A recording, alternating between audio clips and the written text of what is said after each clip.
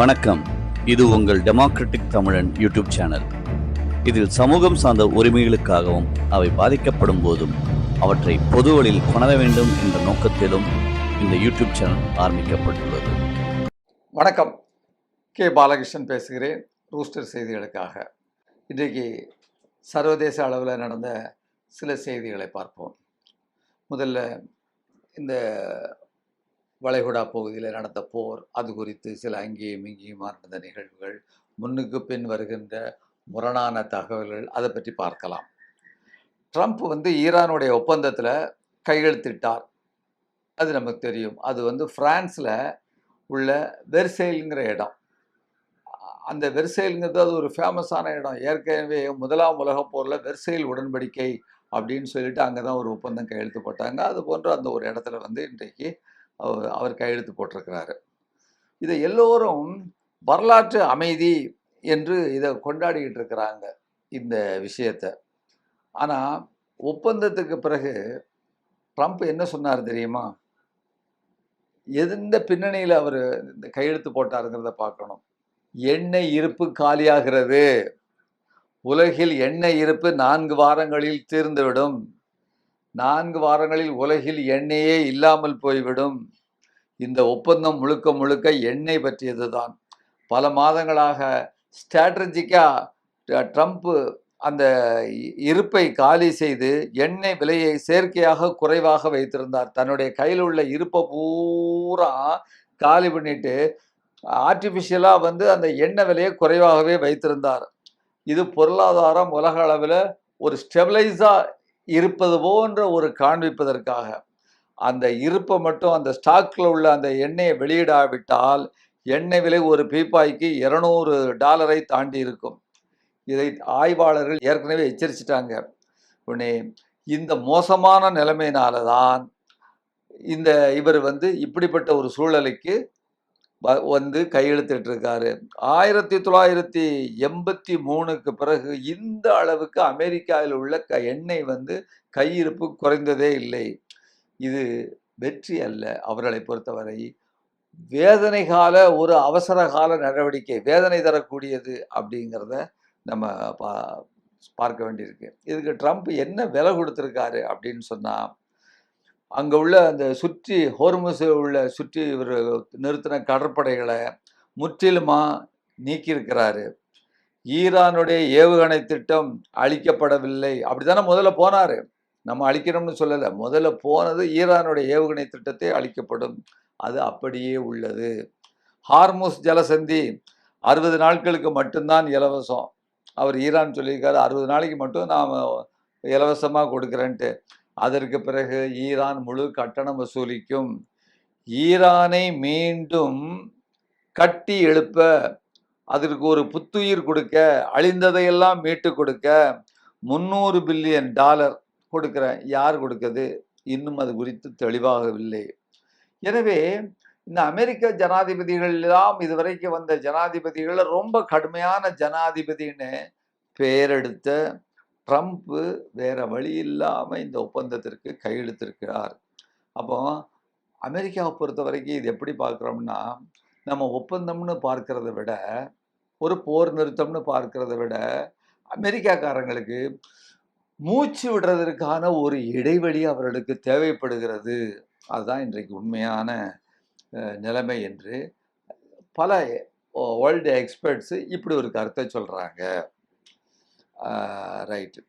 இப்படி நடந்துகிட்டு இருக்கும் பொழுதே இந்த அமைதி நடுவில் இஸ்ரேல் லெபனான் மீது குண்டு வீசுது. ஈரான் பதிலடி கொடுப்பதாக அச்சுறுத்திருக்கிறது. இது இந்த அமைதியை கூட கிழிச்சு போடுற மாதிரி ஒரு நிலைமை வந்திருக்கு. சரி, அப்புறம் இன்னொரு செய்தி. இன்னைக்கு ஒரு 2 நாளாக இந்த ஒப்பந்தத்தை போடுறேன், ஒப்பந்தம் நின்று போச்சு, அங்கே போகிறேன் இங்கே போகிறேன், கையெழுத்து, இவன் குண்டு போட போகிறான், இவன் லெபனானில் குண்டு போட்டான்லாம் சொல்கிறாங்க இல்லையா? இப்போ என்ன நடக்குதுங்கிறது இன்றைக்கு காலையில் வரைக்கும் உங்களுக்கு அந்த குரோனாலஜிக்கலாக கால வரிசைப்படி சொல்கிறேன். அதுக்கு அடுத்தால நாளைக்கு இதில் இடப்பட்ட காலத்தில் ஏதாவது நடந்ததுனான்னு பார்ப்போம். அமெரிக்கா போர் பல மாதங்களாக நீடித்து வந்தது. ஏப்ரல் மாதத்தில் ஒரு பலவீனமான போர் நிறுத்தம் ஏற்பட்டது. இப்போ இல்லை, ஏப்ரல் மாதத்தில் ஜூன் 14லிருந்து 18 வரைக்கும் ஒரு மெமோரண்டம் ஆஃப் அண்டர்ஸ்டாண்டிங் புரிந்துணர்வு ஒப்பந்தம் இன்றைக்கு போடப்பட்டிருக்கிறது டிஜிட்டல் முறையில். அமெரிக்கா மற்றும் Iran Islamabad memorandum of understanding என்று ஆரம்ப காலத்தில் இதுக்கு பேர் இஸ்லாமாபாத்தில் இருந்து. ஏன்னா அவங்க அந்த புரோக்கர் வேலை வந்து செஞ்சுருக்கிறாங்க பாகிஸ்தான்ல இருந்து. ஹோர்முஸ் அணை திறக்கப்பட வேண்டும், தடைகள் தளர்த்தப்பட வேண்டும், அமெரிக்கா வச்சிருக்கக்கூடிய தடைகள் தளர்த்தப்பட வேண்டும்.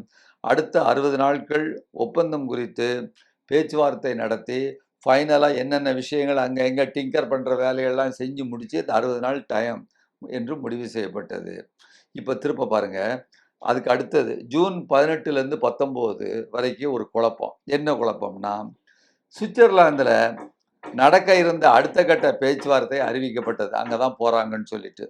ஆனால் பின்னர் அது தள்ளி வைக்கப்பட்டது என்று செய்திகள் வந்தன. தள்ளி வைக்கப்பட்டதுன்னு இதுதான் சமூக ஊடகங்களில் ஒரு பெரிய குழப்பத்தை உண்டு பண்ணியிருக்கு.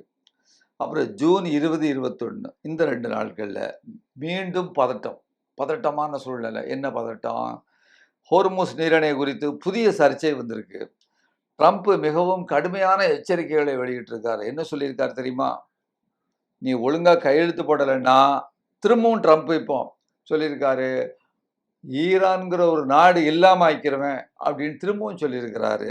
இதனால் ஈரானுடைய பிரதிநிதிகள் ஒரு கட்டத்தில் பேச்சுவார்த்தையிலிருந்து வெளியேறி விட்டதாகவும் தகவல்கள் வந்தன, செய்திகள் வந்தன.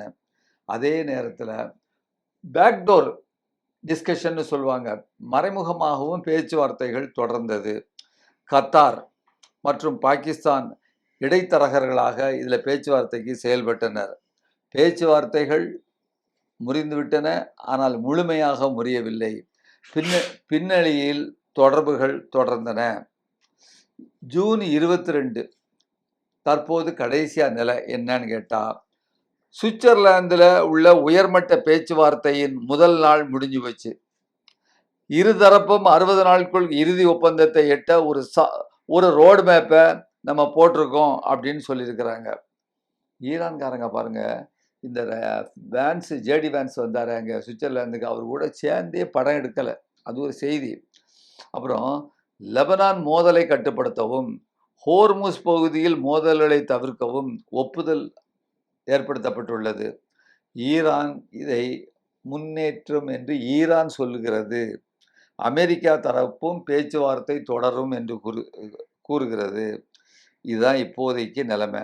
என்னது? போர் நிறுத்தம் நீடிக்கிறது, பேச்சுவார்த்தை தொடர்கிறது, முறியவில்லை, 60 நாட்களில் ஒப்பந்தத்தை நோக்கி இருதரப்பும் முன்னேறுகின்றன அப்படிங்கிறது தான் இன்றைக்கு வந்த செய்தி. ஓரளவுக்கு உங்களுக்கு இதுதான் இதுவரைக்கும் நடந்த செய்தி. இதில் பல்வேறு இடையில குழப்பங்கள் வரலாம். மெயின் பாயிண்ட்ஸு இந்த விஷயங்கள் தான் நடந்திருக்குங்கிற விஷயத்த உங்களுக்கு நான் சொல்லிட்டேன். சரி, அப்புறம் இன்னொரு செய்தி பாருங்க.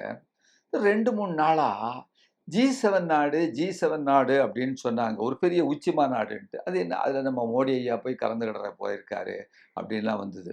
என்னையா மோடி ஐயா எல்லாத்துலேயும் கலந்துக்கிட்டு இருக்கிறாரு, G7 போய் முக்கியமான அமெரிக்கா கலந்துடுறாங்க, ஜப்பான் கலந்துக்கிடுறாங்க, நம்மளும் கலந்துக்கிடுறோம். அப்போ என்ன நிலவரம்னு கேட்டால், G7 வந்து ஒரு 7 நாடு இருக்குது. America, Britain, France, Germany, Italy, Japan, Canada, இந்த 7 நாடு தான்.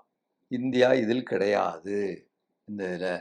அப்போ எப்படி இந்தியா போனாங்க அப்படிங்கிற ஒரு கேள்வி இருக்கு இல்லையா? இந்த 7 நாடுகளுடைய தலைவர்கள் போகும்பொழுது அந்த நாட்டை வந்து யார் ஹோஸ்ட் பண்ணுறாங்களோ அவங்க வந்து சில கஸ்ட் நாடுகளை வந்து ஒரு இன்வைட் பண்ணலாம், சில நாட்டு தலைவர்களை இன்வைட் பண்ணலாம். அப்படியாக இன்றைக்கு கலந்துக்கிட்டது யாரெல்லான்னு கேட்டிங்கன்னா, இந்தியா, பிரேசில், எகிப்து, கென்யா, தென்கொரியா மற்றும் உக்ரைன்லேருந்து ஜெலன்ஸ்கி, இவங்கெல்லாம் போய் கலந்துக்கிட்டாங்க. இந்த தலைவரெல்லாம் பங்கு பெற்றாங்க. இவர்களுக்கும் இந்த G7 நாடுகளுக்கும் சம்பந்தம் இல்லை. இவர்கள் இன்விடேஷனில் ஒரு அப்சர்வர் மாதிரியான, அப்சர்வர்னு பேர் சொல்ல மாட்டாங்க, இன்வைட்டட் லீடர்ஸ் அப்படின்னு சொல்லுவாங்க. அவங்க வந்து ஓரமாக உட்கார்ந்துருப்பாங்க. அவங்க அந்த பேச்சுவார்த்தையில் முக்கியமான ஆட்களாக கருதப்பட மாட்டார்கள். இந்த 7 நாடுகளை வச்சு தான் அந்த ஒப்பந்தங்கள் பேசுகிறதோ, முடிவுகள் எடுக்கப்படுறதோ, அறிவிக்கைகள் வர்றதோ அப்படி நடக்கும். இதில் இதில் இவங்க பேசும்போது அரசியல் ரீதியாக உக்ரைனில் போர் நடக்கு, வளைகுடாவில் போர் நடக்கு, அப்போ தைவானில் என்ன விஷயங்கள் இப்படிலாம் பேசுவாங்க. போர் சம்பந்தமாக, அரசியல் சம்பந்தமாக, அப்புறம் பல்வேறு தலைப்புகளில் இந்த மாதிரி பொருளாதார உதவி மற்ற நாடுகளுக்கு சம்பந்தமாக, வேற எந்த நாடை எப்படி அடிக்கலாம் இதெல்லாம் பேசுவாங்க. இப்படிலாம் பேசியிருக்கும்போது இது ஒரு பக்கம். இன்னொரு செய்தி உங்களுக்கு நான் சொல்லணும். இது வந்து பொதுவா ஊடகங்கள்ல இப்படி யாரும் பேசுறதில்ல. ஆனா அங்கங்க வந்த விஷயங்கள், நம்ம ஒரு கல்யாண வீட்டுக்கு போனோம்னா, சொந்தக்காரங்கள்லாம் போனோம்னா, நம்ம வயசு விட்டவங்க, மத்தபடி எல்லாம் போனோம்னா, கொஞ்சம் ஜாலியா பேசுவோம்ல. அதுபோல, "ஏய் என்ன நீ எங்க போயிருந்த? நீ எங்கப்பா உன்ன ஆள காணோம்?" சிலவன பார்த்து மொறச்சிட்டு போறது. சில பிள்ளைகள பார்த்து நக்கல் அடிக்கிறது. வயசு ஒத்த பிள்ளைகள. இப்படிலாம் நடக்கும் தானே! இவ்வளவு விஷயமும் எங்க நடந்திருக்கு? இந்த G7 நாட்ல நடந்திருக்கு.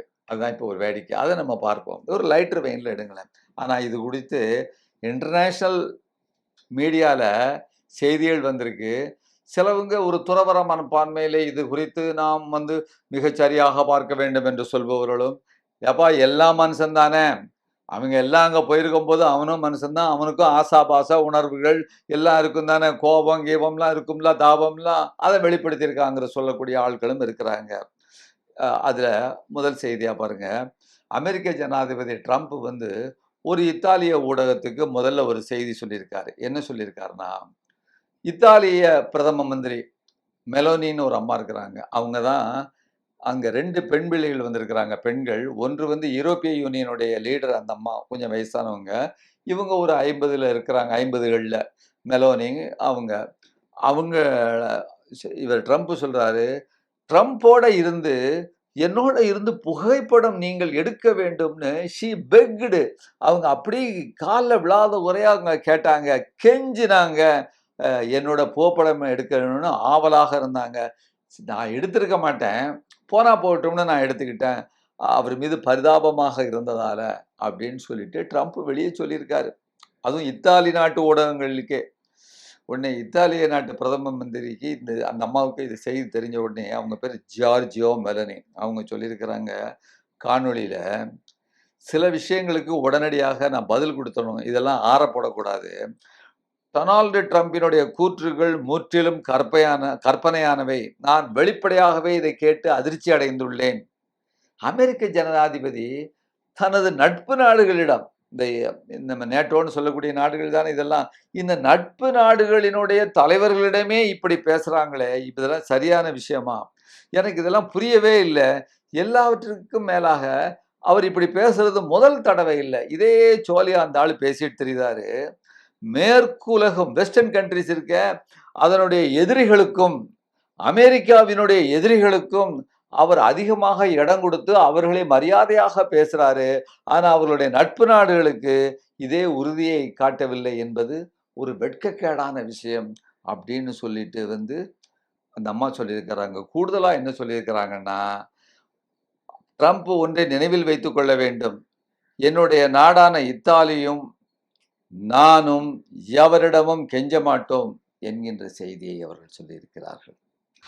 Dunque, certe cose meritano una risposta. Well, some things deserve an immediate response. Donald Trump's statements are completely made up. I'm frankly astonished. I don't know why the President of the United States behaves like this towards his allies. It is not the first time, moreover. I can only say it is disappointing that he does not show the same determination with the enemies of the West and of the United States, whose leaders he instead treats with far greater indulgence. There is one thing he should remember. Neither I nor Italy ever beg. Macron யாரு? பிரெஞ்சுடைய president. அவருக்கு ஒரு அவமானம். என்ன அவமானம்னா, அவங்க வீட்டம்மா பேரு, மேக்ரோனுடைய வீட்டம்மா பேரு frigid Macron. அவங்க Trump கூப்பிட்டு அவங்கள முத்தமிடுறாங்க. பிரான்ஸ் ஜனாதிபதி முகபாவனையை நீங்கள் பாருங்க. நான் வீடியோ போட்டு காமிக்கிறோம். ட்ரம்ப்புடைய 3 செயல்பாடுகள் இந்த இதுல நடக்கு. 3மே ட்ரம்ப் அதாவது மேக்ரோனை மிகவும் அவமானப்படுத்தி இருக்கிறது. முதல் செய்தியாக கை குலுக்கிட்டு கையை விடலைங்க 10 செகண்ட். அந்த அம்மையாரு கணவன் பக்கத்துல நிக்காப்ல, கையை குடிக்கிட்டு விட மாட்டாக்காப்ல. அந்த ஆளு கையை இழுத்து விடுற மாதிரி ஒரு பாவனை வந்திருக்கு முகத்துல. அதுக்கப்புறம் என்னன்னு கேட்டீங்கன்னா, கன்னத்தில் முத்தமிடுறதுக்கு வேற ட்ரை பண்ணியிருக்கிறாரு. இப்படிலாம் செய்திகள் நடந்துகிட்டு இருக்கு. அவர் நிலைமையை சமாளிக்கிறதுக்கு புருஷங்காரன் பக்கத்தில் இருந்துக்கிட்டு இதெல்லாம் வேடிக்கை பார்க்கணுங்க நிலைமை. உலகத்தில் மிகப்பெரிய ஏகாதிபத்தியத்தினுடைய தலைவர் செய்கிறார். பார்த்துக்கிடுங்கப்பா இதெல்லாம். Did you notice Macron's expression when Trump kissed Brigitte? No one realized that 3 of Trump's actions completely humiliated him. In the footage, as Trump shook hands firmly with Brigitte and leaned in for a cheek kiss, French President Macron, standing behind them, looked so embarrassed and angry that it was almost palpable on screen. He was even forced to intervene at the very end. No one realized that Trump's actions during the summit had completely shattered Macron's dignity. First, when Trump met Brigitte for the first time, he immediately grabbed her hand and wouldn't let go for over 10 seconds. It wasn't until Brigitte forcefully pulled away that Trump reluctantly let go. To make matters worse, as he was leaving, Trump took Brigitte's hand again. This left Macron thoroughly humiliated on the very first day. Second, during the subsequent joint tour of France's iconic landmarks, the maverick Trump completely disregarded the established diplomatic itinerary, constantly stopping abruptly without warning. This forced Macron to come to an awkward halt on several occasions, completely eroding his dignity as the host. Finally, what infuriated Macron completely was that during the group photo, Trump forcibly tugged at Brigitte and positioned her right next to him. This caused Brigitte, who was wearing high ரெண்டாவது செய்தியை பாருங்க. பிரான்ஸ்ல பிரபலமான இடங்களுக்கு வந்து சுற்றுப்பயணத்தின் போது Trump வந்து என்ன செஞ்சிருக்காரு, முன்னரே ஒரு இட்னரி போட்டுருவாங்க எங்கெங்க இடத்துக்கு போகணும்ட்டு. அந்த மாதிரி அந்த இடங்களெல்லாம் தீர்மானிக்கப்பட்ட இடங்களெல்லாம் முற்றிலும் புறக்கணிச்சிட்டு இவர் திடீர்னு எச்சரிக்கை இல்லாமல் ஒரு இடத்துக்கு போகிறது, ஒரு இடத்துல நிறுத்துவது, இப்படிலாம் செய்கிறது. அவருக்கு அந்த எந்த நாட்டில் நடக்குது, பிரான்ஸில் நடக்குது. ஏதாவது ஒன்று ஆச்சுன்னா அவர் மேக்ரோனுக்கு தான் ஒரு அவமானம். அவர் என்ன செய்கிறார் வந்து, அவருக்கு பல முறை இவர் முன்னால் போயிட்டு இருப்பார், எல்லாம் போயிட்டு இருப்பாங்க, இவர் நின்றுவார். உலகத்தில் எந்த நாடாக இருந்தாலும் பரவாயில்ல, இந்த நாட்டு ஜனாதிபதியை பாதுகாக்க வேண்டிய பொறுப்பு வந்து அவருக்கு இருக்கு. அவரும் நின்றுட்டு பல நேரத்தில் தடுமாறி இருக்காருங்கிற ஒரு செய்தி இருக்குது. மூணாவது சம்பவம் பாருங்க, அதையும் நீங்கள் பார்க்கலாம். குழு புகைப்படம் குரூப் ஃபோட்டோ எடுக்கும்போது ட்ரம்ப்பு அந்த பிரான்ஸு அதிபருடைய பொண்டாட்டியை வலுக்கட்டாயமாக கையை பிடிச்சி இழுத்து தான் பக்கத்தில் நிறுத்திட்டார். என்ன இப்போ ஒரு இது பாருங்க, அந்த அம்மா ஹை ஹீல்ஸ் போட்டிருக்காங்க, தடுமாறிட்டாங்க விழப்போர் தடுமாறோன்னு அதை கையை பிடிச்சி இழுத்துக்கிட்டு இப்படியாக ஒரு எல்லார் முன்னிலையிலையுமே இந்த பிரான்ஸோடைய அதிபருக்கு உச்சகட்ட அவமானமும் கோபமும் இருக்கிறதுங்கிறது இது ஒரு செய்தி. சரி, அதாவது இதெல்லாம் நம்ம அப்படி கடந்து போய்கிட்டே இருக்கணும். ஏன்னா எல்லாவனும் மனுஷன் தானே, எல்லா தலைவனும் அவனுக்கும் அந்த ஃபீலிங்கு, மற்ற விஷயங்கள், கோபம் எல்லாம் இருக்கும் தானே. இன்னொரு செய்தி பாருங்க, உக்ரைனுடைய பிரதமர் ஜெலன்ஸ்கி உள்ளுக்கு வராரு. அந்த கூட்டத்துக்கு வரும்போது ட்ரம்ப் இருக்கார, அவர் வர்ற இடத்துல அவருக்கு வணக்கம் வைக்காம பின்னால முதுக காமிச்சுக்கிட்டார், திரும்பிக்கிட்டாரு. போ உனக்கு மோட்டான்னு சொல்லிட்டு சின்ன பிள்ளை மாதிரி. ஏன்னா அந்த நாட்டில் உள்ள அவன் செய்கிறது பிடிக்கல அப்படின்னு சொன்னால் முதுக திரும்பிக்கிட்டது. அந்த செய்தி கூட உங்களுக்கு போடுவாங்கங்கிறத நீங்கள் பார்க்கணும். அதெல்லாம் நீங்கள் கண்ணால் பாருங்கப்பா. அப்படி இதெல்லாம் தேடி தேடி பொறுக்கி எடுத்து உங்களுக்காக நான் கொண்டு வந்திருக்கோம். Good morning.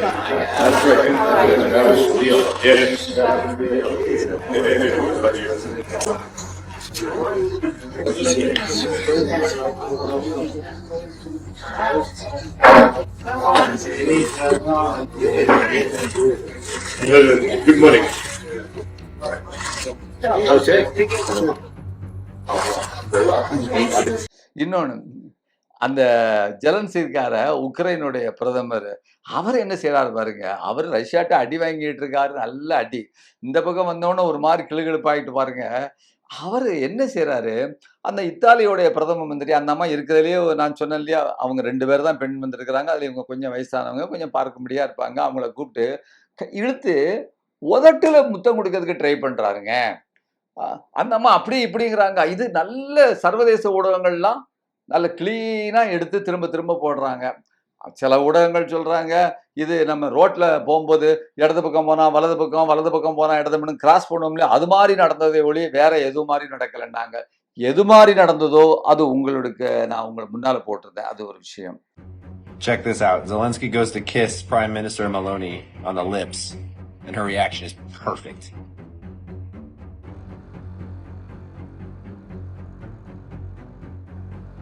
Nope. You freaking weirdo. Oh god, you can just see it in her face how much she doesn't want to be there with him. இப்படியாக சில விஷயங்கள் வந்து இன்றைக்கு அந்த அதாவது என்ன சொல்ற சைடு லைன்ஸ்ல நடந்த நிகழ்ச்சிகளை நம்ம பார்க்குறோம். இன்னொரு முக்கியமான விஷயம் பாருங்க, 1 மணி நேரம் லேட்டா வந்திருக்காருங்க ட்ரம்ப். கூட்டத்துக்கு எல்லாரும் இருக்காங்க. நம்ம 10 நிமிஷம் வந்தாலே கூட்டத்துக்கு கோவப்படுவோம், எரிச்சல் படுவோம். அவரு 1 ஹவர் 10 மணிக்கு மீட்டிங்னா 11 மணிக்கு வந்திருக்காரு. 11 மணிக்கு வந்துட்டு அவர் உட்கார்ற இடத்துல வேற யாரையோ அமெரிக்காவுடைய ஒரு ரெப்ரசன்டேட்டிவ் உட்கார வச்சிருக்கிறாங்க. அவர் வந்த உடனே அப்படி பார்த்துட்டு ஐ ஆம் த பாஸ் அப்படிங்கார். நான் தான் முதலாளிப்பா அப்படின்னு சொல்றாரு. எல்லாரும் சிரிக்கானுங்க. Hello. I'm the boss. How are you? Good, thank you. கேவலமா இருக்கு, கேவலமா. சரி, இத்துடன் இந்த செய்தியை முடித்துக் கொள்கிறேன். நன்றி, வணக்கம். சமுதாயத்தை பாதிக்கின்ற இதுபோன்ற பிரச்சனைகளை மக்கள் மத்தியில் கொண்டு செல்வதற்கும் அவற்றை தீர்ப்பதற்குமான திசையில் அனைவரும் பயணிப்போம். அதற்கு உங்களுடைய இந்த டெமோக்ராட்டிக் சேனலை ஆதரவளியுங்கள். சப்ஸ்கிரைப் செய்யுங்கள், லைக் செய்யுங்கள், ஷேர் செய்யுங்கள். தொடர்ந்து பயணிப்போம்.